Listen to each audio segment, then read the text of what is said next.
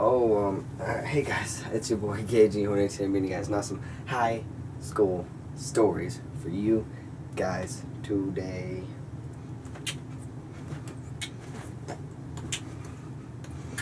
Dude, if I ever get big on YouTube or whatever, I'm gonna get a big old room in the background. I'm gonna have like a big room, right? And it's gonna have like Ray William Johnson's room, like it's a big old room, but like bigger than that.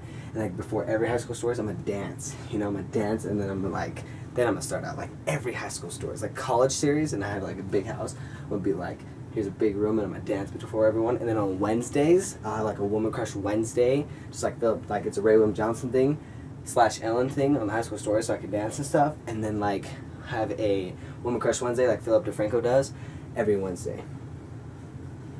What's up, guys? Alright, guys, so jumping into the story, this is actually really kind of sad story, and I want to bring it to you guys because it was actually a memory I remembered of high school, and it was just really sad. So it was I don't know where to start. So anyways, I was with my ex-girlfriend. I was with her for 2 years. This is one weekend, during school, I believe sophomore year, has to be somewhere around there. I believe the end of sophomore year.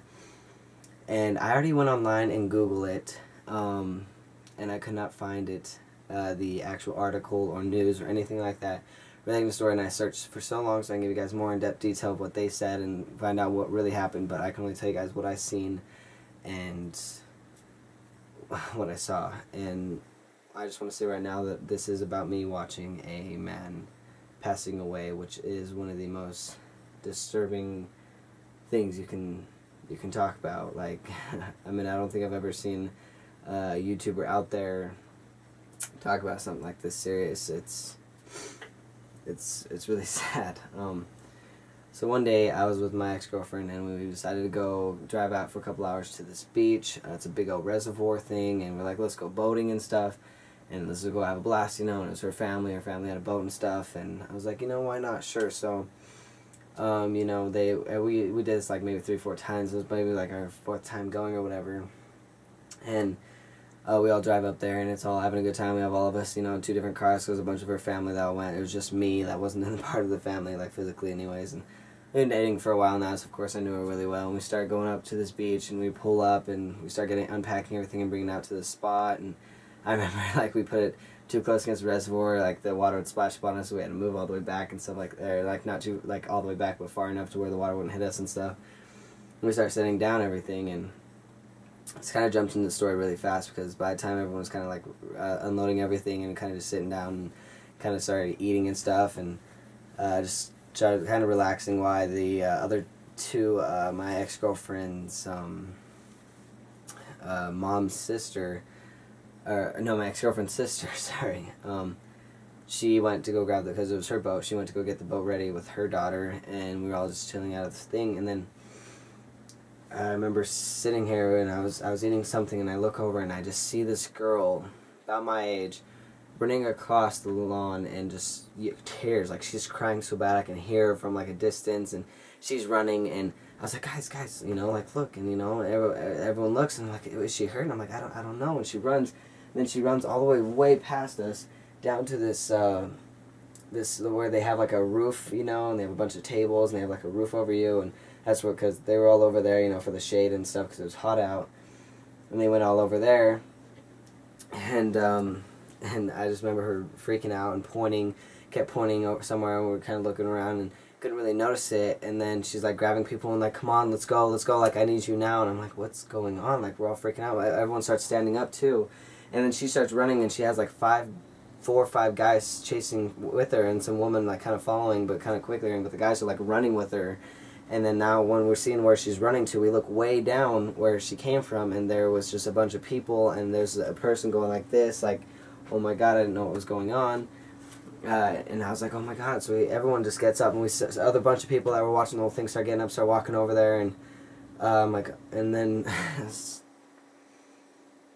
probably one of the worst things I've ever seen in my life, honestly.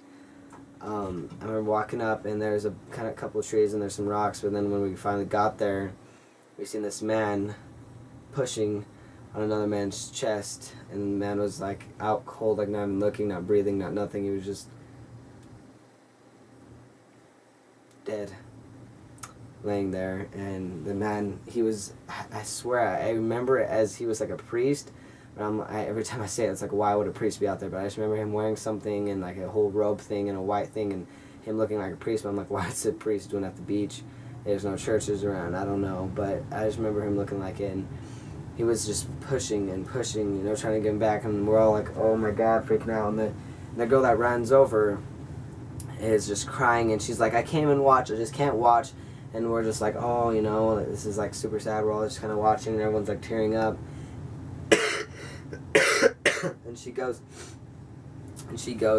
and sits down on this table, and some people are rubbing her back trying to talk to her, and some people are holding her, and then I think it was her mom, but starts squeezing her and just crying so bad and just holding her. And one of the guys comes over, and he's like on the phone with the people, and he's like, so, who are you?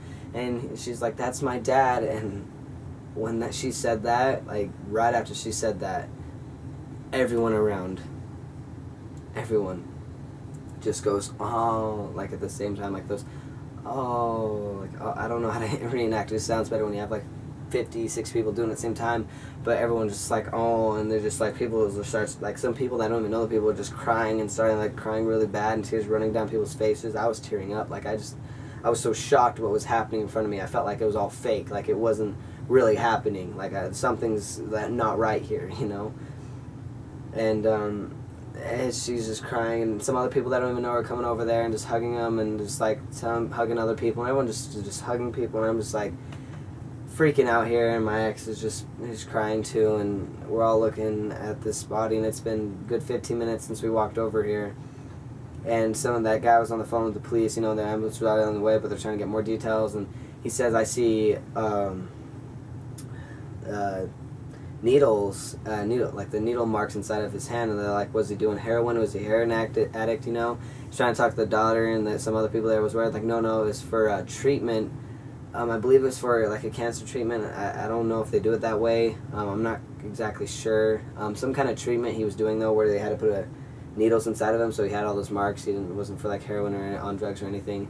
He had a bad heart, and what happened is finally after the girl and everyone told him the story, this is all a little bit at a time, but I'm going to tell you guys all together, is he was on the jet ski, and when he was on the jet ski, he had a heart attack, and he fell off the jet ski. Everyone noticed, and they ran out, and he wasn't too far from the beach, thank God, because he was actually rolling in, and they jump in the water and start pulling him out of the water, and they pull him out, and he was already under the water for a good time. And so not only did he have a heart attack, but he drowned as well, and when they pull him out, they're trying to do it. But the most disgusting, horrible thing I remember about this, and I will never, like, you just have those few things in your head, like you remember, like, not everything, but you remember most things, but then to remember something and actually have that image inside of your head, you don't remember that much stuff like that, you know, at least with me, you know. And when I thought of this, I remember it frame by frame, picture by picture, just a video when I think about it. And it's just, I remember standing at distance, and he is pumping and pumping and blowing, and he was certified and everything. And then the worst part, when he was pumping, the guy's laying there, and then he just throws up blood everywhere. Like he starts puking, and blood's coming down his face, and he just falls over to the side, and he's like, blood slowly dripping out of his nose, mouth, and some of out his, and I don't remember if it was his eyes or if it was just, the blood was on his eyes, but it was just coming out his nose and mouth, and he's just hanging there, and blood's coming out and stuff, because it turns out he was like breaking ribs when he was doing that, because you got to get air to the lungs, and you got to break some ribs to do so, and he was breaking all his ribs. And after doing that for so long, it's been about a good 20-25 minutes now, there was just blood coming out of him everywhere, and it was just the most terrible, like everyone was just kind of going like this, like not looking, and someone grabbed a rag and starts wiping him down, and after about a good 25 minutes, everyone is, I started hearing people saying, he's gone, he's this, he's that, and I'm just sitting here, like, I can't just, like, sit here and say I watched him and die, like, come on. And I remember, like, just closing my eyes, like, praying to God. Like, I don't even pray as much as the normal person would pray if you pray, but, like, I pray when not when I need something, but when I'm in need of something. Like, I know the difference between need and want, like, oh, God, will you please get me the new PlayStation 4? I'm not like that, but I pray when it's serious, when I get really happy, really thankful, which is a lot. I pray and say thank you and stuff like that, and I just remember closing my eyes and just saying, please, please, God, like, don't let him pass, you know, just, please, you know. I mean, here's this girl, and she's, like, bawling her eyes out because her dad is dying feet away from her. Like, that's the worst thing to ever think. I couldn't even imagine, you know, even I am not very close with my father, if you guys are updated with that, but to just know my dad was dying in front of me would be one of the most hardest things in my life. Let alone someone that I would see every day or love very much or things like that. It'd be just terrible. And after that, he started puking. Everyone kind of knew he was gone and stuff. And there's a bunch of kids around. And the reason we turned out after everything happened, you know, the medics came. They started checking his things. They put him up on the stretcher like it was nothing, like not super fast or anything. They just kind of throw him up there and put him in the ambulance. And cops start talking to everybody. Everyone's asking everybody questions. And it turns out when the guy was talking to the cops, turns out the guy was, the cop was telling the guy that he was already been dead for sure a while back. I don't know if it was exactly immediate, but really, like, right when he got pulled out of the water, he was already gone. And you know, it's just he's just saying thank you for trying to keep this man alive and stuff like that. And then I remember him saying back to the cop, and he was like, I know I felt his pulse and I was trying to, but the thing is I kept him alive, or I kept pumping because I didn't want the kids to stop believing. And I'm listening to this guy tell like what he would tell a kid, like sugarcoat it, but he's being honest to a cop, and he's saying, I was just trying to keep the kids' hope up, and I didn't want me to just stop there and let a man die. I mean, guys, think about what he's saying, though. I know some people would disagree with what he's saying, but think about it. If you're pumping a guy and you're looking around him, you just see all these people around you, and you see the daughter, and you see everybody, do you really just like, he's dead, and kind of just stop and then just wait there until the ambulance shows up? Just wait until the ambulance comes to take this body away. You can't do that. That's impossible. I would never ever look at a dead body and just stand there for someone to come and body bag him. I would do everything in the goddamn power that I have to keep him alive, or at least try. And I 100% agree with that man trying to do, is just keep trying and trying, even though he was gone a long time. He didn't know that at the time. And when the ambulance man said it, you know, or the cop said it, yeah, of course he was gone a long time, but at that time when he was pumping him, he was doing the 100% right thing. I believe that too.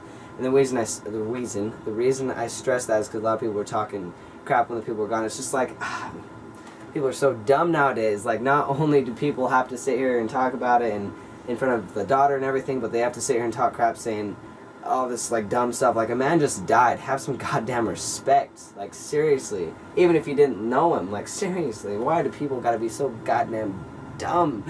I'm sorry to offend people, but seriously, you know, when a man passes, you gotta somewhat have respect. I wanted to go over to the daughter so bad and be like, I'm sorry for your loss, you know, and just like hug her, but that would have been totally weird, but that's how I felt, you know. That's how I've always been, that kind of person. When I see someone crying, I don't care who they are or what they do, I just want to hug them and tell them it'll be okay, because I know for a goddamn fact that everything will be okay one day. It just, at that moment, things may be down, things may be sad, things may be depressing, but just be happy, because I promise you one day it will all be better.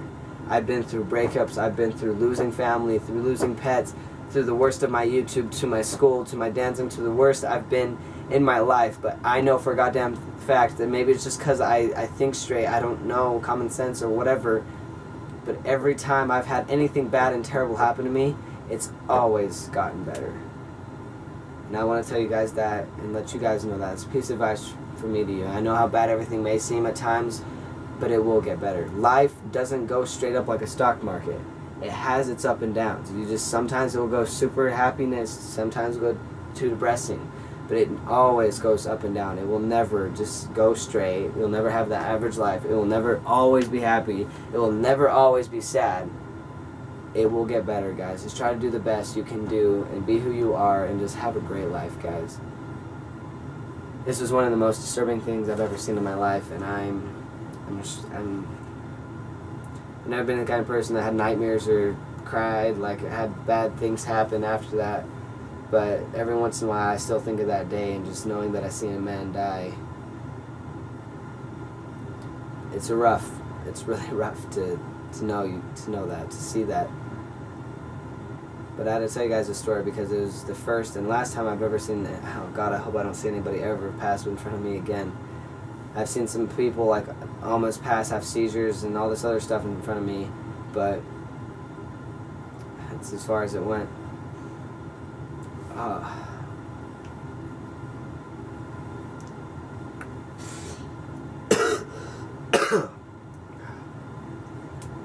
Thanks for watching, guys. It means a lot.